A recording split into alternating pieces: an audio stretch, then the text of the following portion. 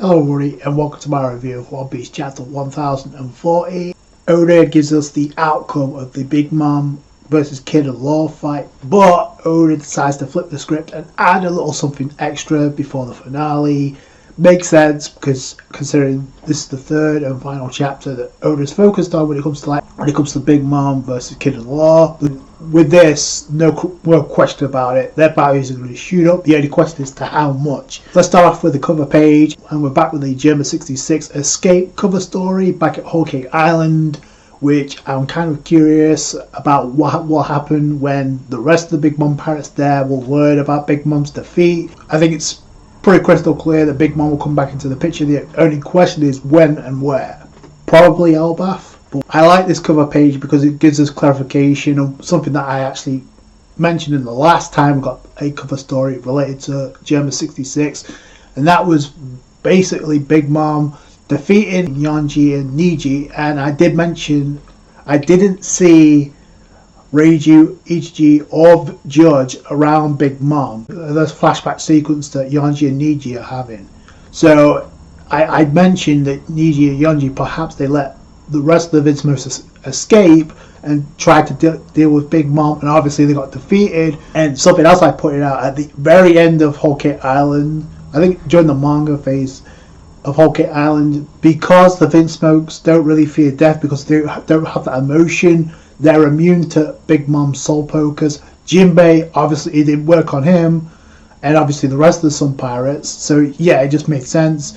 So Mondor's picture book was the only thing that can actually capture them, and I'm guessing who's ever in charge back at Whole Cake is like leaving them out on display to try and lure the rest of the Vinsmokes out, but because Pudding's there, she may play a role of getting them out, clear escape Whole Cake Island. There's more for their story to be completed as well, involving Sanji. I don't know why Oda wouldn't have this cover story revealing the Vinsmokes are still alive, which we kind of knew all along. Speaking of Big Mom, we go to the beginning of the chapter, and Oda gives us the map of Onigashima, of where this fight is actually taking place.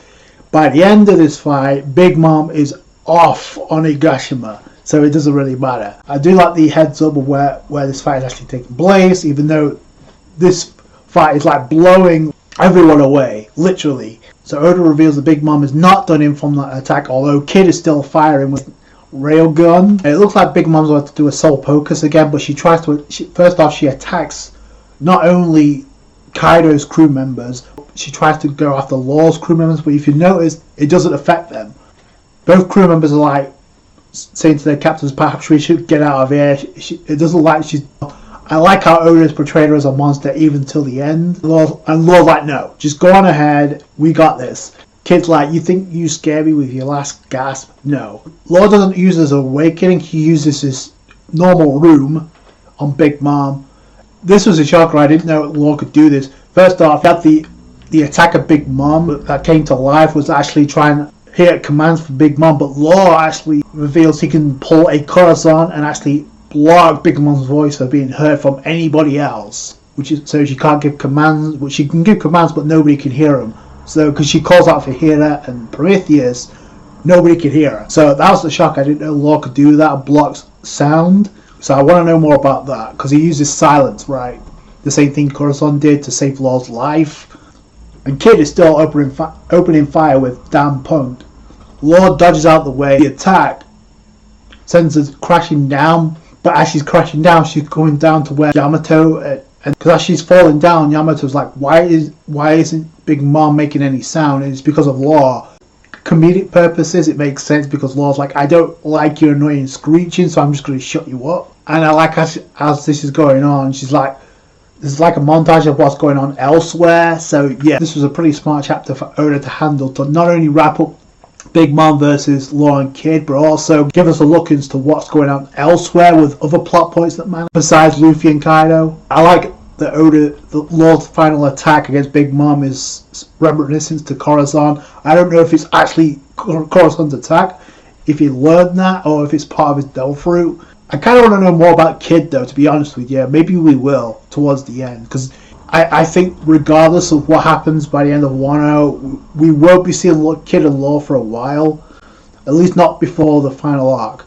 when the war against the world government takes place. And like I said, we got montages of what's going on elsewhere, and if you look closely, you see Chopper, Miyagi and Tristan, you see Brooke and Robin, but I don't see where Zoro's at, because we kind of thought the Grim Reaper that was Zoro is them in disguise, because you see literally Zoro in the next panel below literally fall down, shot because of Big Mom crashing down. And as Big Mom is going down, by the way, she's like, are you listening, Roger?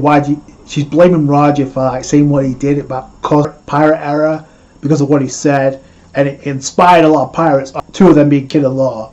Those two supernova ended up coming and defeated her, literally is confirmed. So, but another supernova, Zoro, is literally on, I don't know what shape Zoro's going to be in leading into the next arc, but boy, is he messed up right now. So what happened with that Grim Reaper?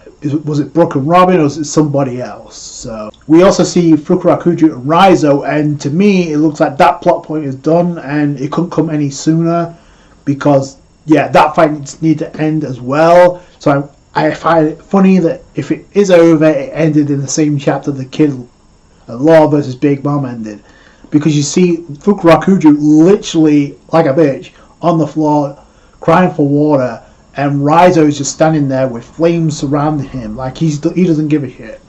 So that's on some Odin type vibes.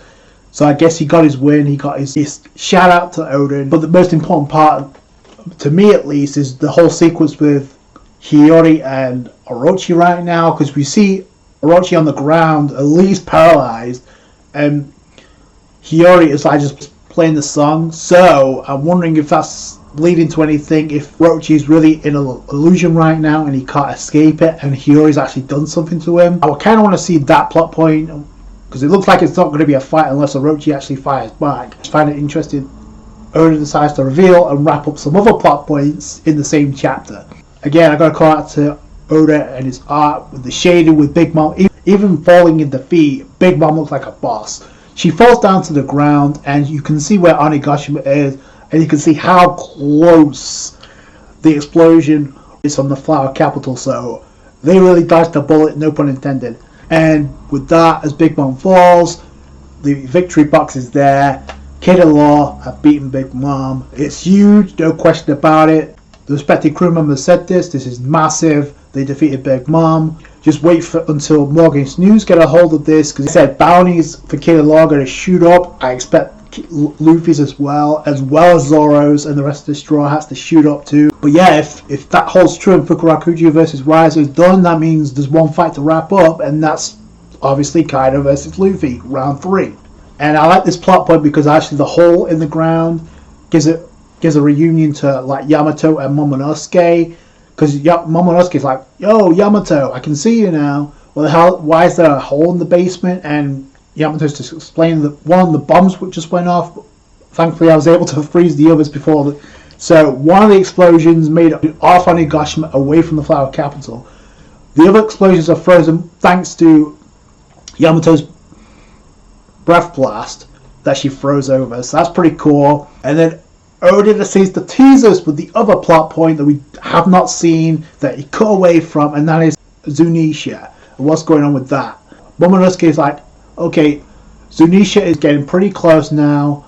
Again, remember there's a noise coming from Zounisha that hasn't been explained yet, that both Roger and Odin, and I think Luffy and Momonosuke mentioned as well, that needs to get addressed at some point. And then Momonosuke proceeds to say it committed a serious crime 800 years ago, back when it was Joy Boy's companion. So now we have, okay, some semblance of an idea of why he was punished. I guess the question is, who was he punished by? Hoping once we'll get a huge revelation about Zounisha, maybe ties into the Void Century. If we're close to finding out what Zounisha did 800 years ago, then I'm pretty sure that Oda's going to reveal if there's an admiral on those warships, and if Zounisha's going to be taken down. Because I still think if there's no admiral, if there's no threat on those warships, then Zounisha's going to play a role of how the Straw Hats escape. Remember, Cypher Pole is still on Wano.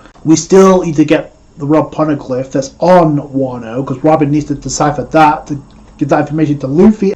there's still a banquet to induct Jinbei, the biggest banquet that Luffy mentioned. So that plot point has to get solved to wrap up Wano.